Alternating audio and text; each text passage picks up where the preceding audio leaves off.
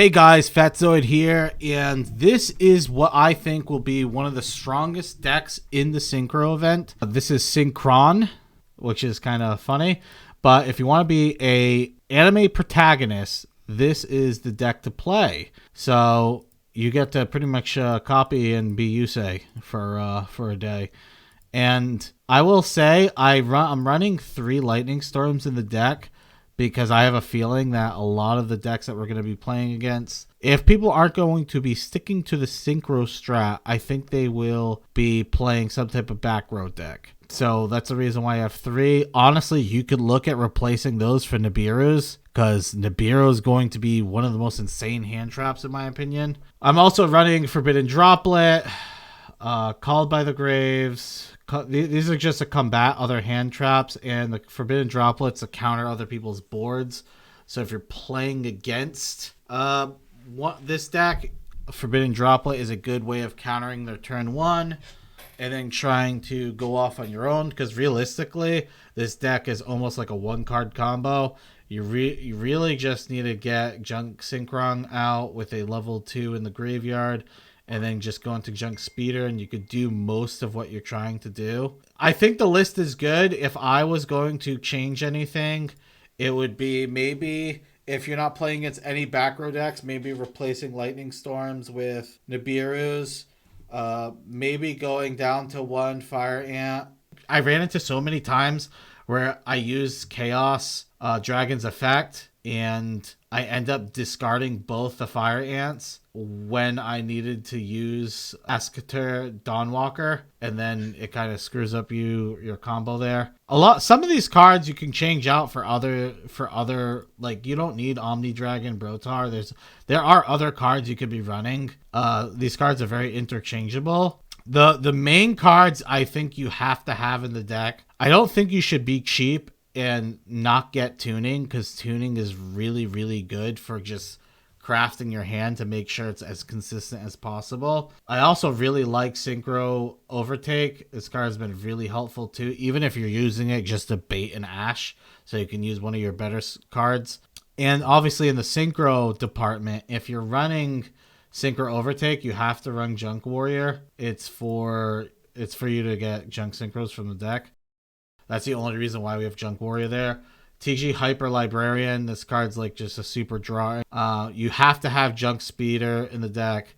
I think Baron DeFleur is a must. I think Shooting Majestic Star Dragon's a must. Satellite Warrior is a must. Hot Red Archfiend is a must. Chaos Roller, obviously a must. I think Crystal Wing Synchro Dragon is hidden like one of the best cards in the entire deck by far. And the only reason why is this card has gotten me so many wins just by the fact it can go over like any monster. As long as it's battling something that's level 5 or higher, you can gain the attack of the current monster you're battling. And it saved me so many games. I'm going to tell you that right now. And then we have the Celestial Double Star. I think the extra deck, honestly, is pretty close to perfect. I don't know if you replace really anything here. Like I said, you wouldn't need Junk Warrior if you were not using Synchro Overtake. And you could definitely get rid of Synchro Overtake if you wanted to reduce your number of cards in your deck down closer to 40. So if you wanted to get down to 40, I would say either get rid of Lightning Storms, get rid of Synchro Overtake, maybe 1 Fire Ant, and other than that, I would keep everything else the same. And plus, I don't even know, like, you might want to run an extra Max C. The deck's really strong, though. Like, this deck, this is on a new account, and I was able to hit Plat, like, very easily with this account, with this deck. It was so easy to hit Plat with it. I had, like, a 15-game win streak at one point, and the deck's just very consistent. If you go first with this deck, it's like, it feels like a free win. And if you go second, it doesn't even feel bad, because you're running Lightning Storm. You're running 3 Lightning Storms and 2 Forbidden Droplets, and you have interaction with Max C's and Ash. Like, it feels like you can't really lose unless you misplay. Because there are definitely some games where I misplayed heavily, and I lost a game just because of that.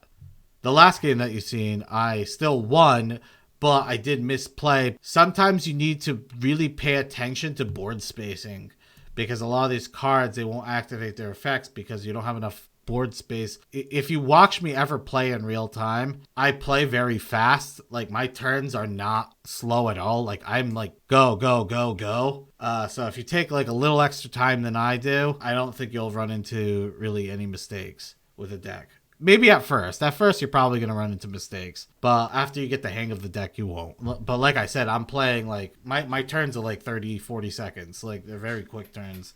So yeah, I hope you guys enjoy it. I will be doing a review on the loner decks. And I will also be doing my budget deck in the same video. So I'll get some games with the budget deck. And then I will go over the loner decks, because people have been asking me if they think it's good. So I will be going over them and letting you know what my results are. I hope you enjoyed the games, and thank you so much for watching. Bye. Going fast makes me feel alive. My heart beats in hyperdrive. Do you think you could win only if I lose? Just like destiny choose. I can hear you breathing. I can see you coming. I can feel the wind is blowing me around. All right, that's enough cringe for today.